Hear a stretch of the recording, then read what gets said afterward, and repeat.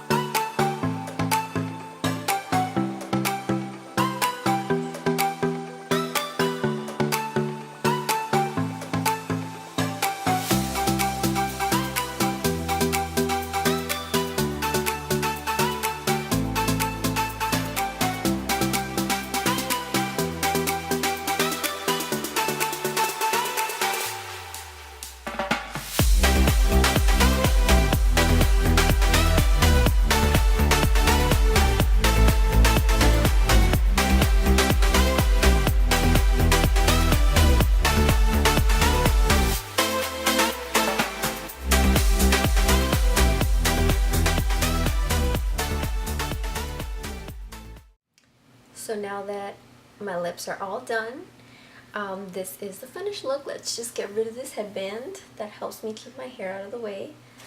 And let's fix the hair, because you need to be well groomed.